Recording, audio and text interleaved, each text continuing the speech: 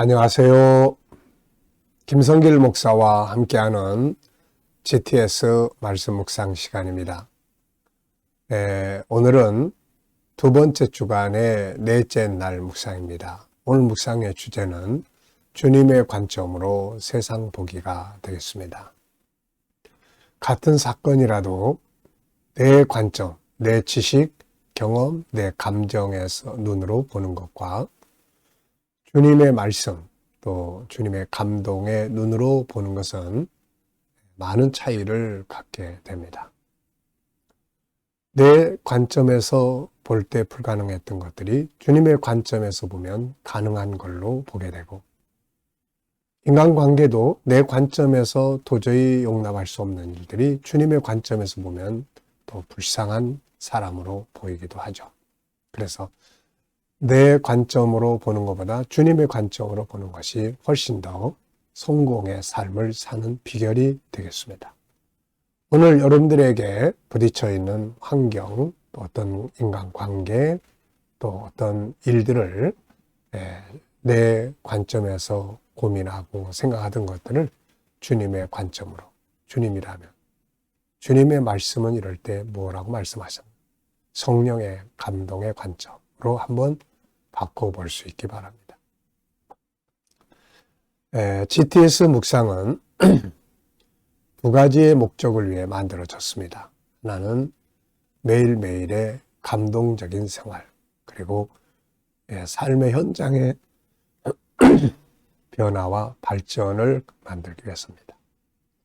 사람은 뭔가 조금씩이라도 변화하고 발전을 할 때 즐거움이 있고 기쁨이 있습니다. 그렇지 않으면 삶이 하나도 재미가 없고 무기력해지게 되고 이렇게 되죠. 자, 변화와 발전, 아이들에게는 재능 개발과 학습 능력을 키워주기 위해서 만들어졌습니다. 이것을 위해서 572의 구조가 들어있는데요. 5는 그림을 보고 분석하는 5가지의 내용입니다. 그래서 이것을 통해서 생각의 능력을 키워주고, 그리고 또 아이들에게는 공부하는 두뇌를 만들어 줍니다. 7은 매일매일의 주제입니다. 그날 그냥 사는 것보다는 이 주제를 한번 생각해보고 살면 훨씬 더 좋은 결과를 가져올 수 있죠. 오늘은 주님의 관점으로 생각해보는 것입니다. 그래서 주님의 관점으로 한번 생각해보는 시간들을 숙제처럼 한번 해보시기 바랍니다. 자, 아이들에게는 또 학습지도, 독서지도에 좋은 방법들입니다. 그리고 2는 질문 만들기와 주님과 소통하고 영감 얻는 시간이 되겠습니다. 내 생각으로 살아가는데 아무 발전이 없다. 그러면은 누군가의 생각, 내 생각보다 더 나은 생각을 받아들여야 발전이 있는 거예요. 내 생각보다 더 발전할 수 있는 생각은 바로 예수님의 생각이죠. 그래서 주님과 소통하고 영감 얻는 것이 아주 중요한 일입니다. 오늘도 그림 분석부터 시작을 하죠. 오늘 그림은 아주 옛날 그림, 서구의 전형적인 농촌의 모습, 기계 문명이 발전하기 전에 그런 모습인데요.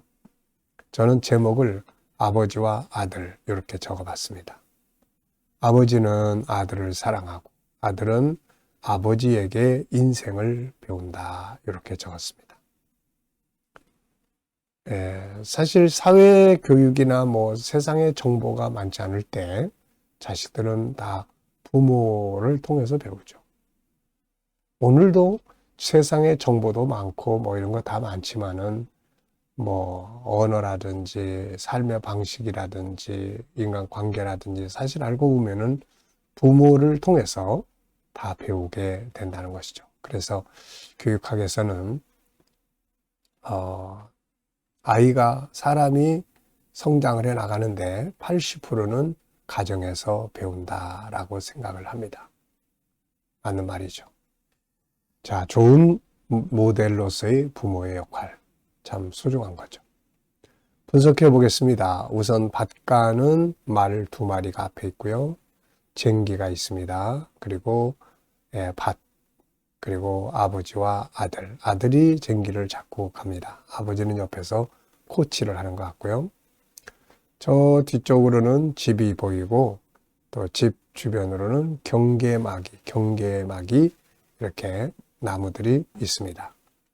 그리고 앞부분에 나무 숲이 보이고요. 그리고 또 풀밭, 네. 하늘에는 구름이 끼어 있고 아침 좀 일찍인지 햇살이 좀 이렇게 밝아오는 모습인 것 같아요. 보이지 않는 부분에는 자, 어느 시대에 또 어느 곳인가, 그리고 무엇을 심기 위해서 갈고 있나, 이렇게 수고한 결과는 또 무엇인가. 네, 뭐 말들을 생각해 보려면은 또 말들의 어떤 그 성격이라든지 뭐 특징이라든지 이런 것들을 생각해 볼 수 있겠고요. 땅을 중심으로 또 보이지 않는 부분을 찾는다면은 땅 속에 있는 어떤 생명력이랄지, 땅은 참 대단한 거예요. 거기에 뭔가 씨를 뿌리면은 거기서 생명력이 발휘되잖아요. 세 번째입니다. 그림에서 가장 중요한 것은 무엇이라고 생각합니까? 저는 모델이 되는 아버지, 네, 그리고 두 사람의 소통이 참 중요하다, 이렇게 생각합니다. 자, 연상법을 했는데 눈 감고요. 자, 우선은 앞에 말 두 필이 끌고 있습니다. 쟁기를 끌고 있고, 쟁기를 붙잡고 있는 아들, 그리고 옆에 아버지가 코치를 하고 있고요. 저 뒤에는 집이 보이고 집 주변으로는 경계 울타리가 보입니다. 그리고 앞부분에는 나무 숲이 보이고 밭은 지금 풀밭으로 되어 있습니다. 자, 그리고 무엇을 심기 위해서 밭을 갈고 있는 모습. 하늘은 불그스름한 해가 뜨는 그러한 시점의 모습인 것 같아요. 자, 네, 이 그림과 관계되어 있는 성경 말씀, 네, 또 한번 생각을 해보죠. 부모와 자녀의 관계에 대한 내용인데요. 다음은 23장 22절에 아비에게 청종하라, 아버지에게 순종하라는 거죠. 이걸 에베소서 6장 1절에서는 네, 아비에게 순종하라. 성경에서 순종한 자녀를 생각을 해보면은 아브라함, 이삭이 참 순종적인 아들이었어요. 아브라함도 하나님 앞에 순종이었고 이삭도 참 순종적 아들. 아버지가 자기를 잡으려고 하는데 그 죽음의 길을 묵묵하게 순종하는. 그래서 이삭을 우리가 예수 그리스도의 모형이라 이렇게 이야기를 합니다. 나중에 예수님께서 십자가에 못 박혀 죽으시면서 아버지 하나님께 순종하시는 모습을 보여주셨잖아요. 그래서 순종. 노아의 세 아들도 순종의 아들들이에요. 당시에 사람들에게 비난, 조롱을 받으면서도 흔들림 없이 아버지와 함께 방주를 만들었던 그 아들들도 참 훌륭한 것 같습니다.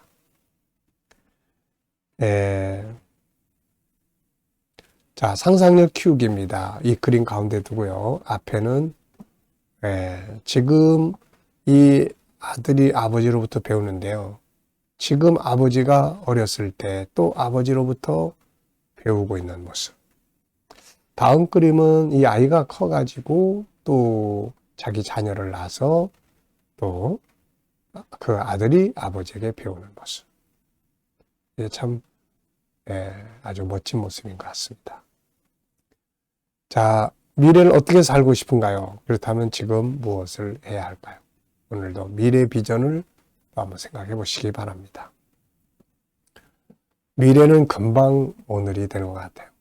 정말 세월이 빨리 갑니다. 시간이 진짜 빨리빨리 가는 것 같아요.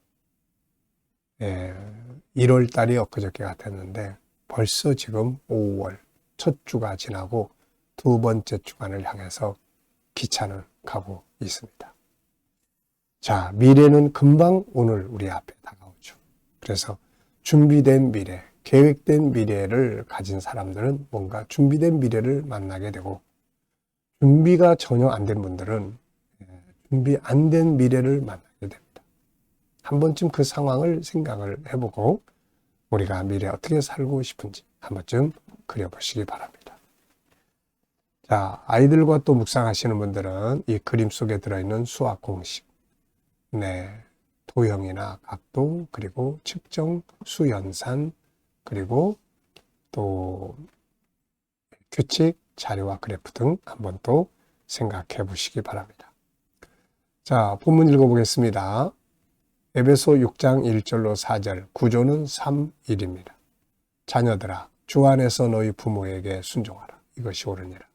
내 아버지와 어머니를 공경하라. 이것은 약속이 있는 첫 계명이니 이로써 네가 잘되고 땅에서 장수하리라.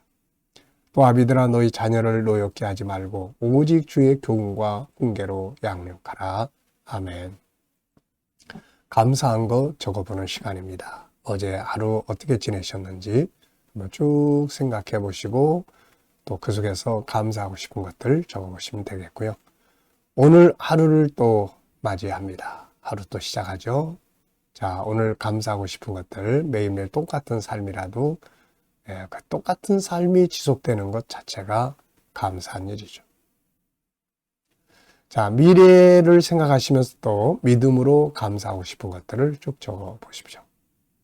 자, 1번입니다. 본문에서 오늘 느껴지는 것은 무엇인가요? 오늘도 내 마음속에 다가오는 단어들이 있습니다. 순종, 그 다음에 공경, 그리고 노엽게 하지 말고, 그리고 주의 교훈과 훈계, 양육, 이 단어들을 따로따로 띄워놓고 봐도요, 이게 참 좋은 단어들이에요. 순종. 하나님은 순종하는 자를 사용하시죠. 순종이 제사보다 낫습니다. 공경. 부모 공경뿐만 아니라 존중이 여기고, 인정해주고, 배우려고 하고, 이런 사람들의 자세, 공경이라는 낱말 속에 들어있는 의미들을 실천할 때 좋아합니다. 존중이 여기는 거니까요. 예. 노엽게 말고 어리석은 사람은 상대방의 화를 불러일으키고 지혜로운 사람은 그 분노를 가라앉게 하는 사람이죠. 그러니까 우리 부모가 자녀들의 마음에 분을 품게 만들면 안 됩니다.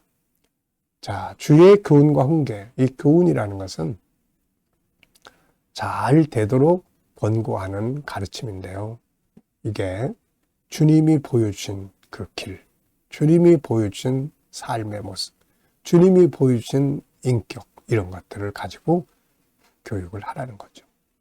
잘못된 세상적인 교육만을 교육이라고 생각하지 말고요. 자, 양육.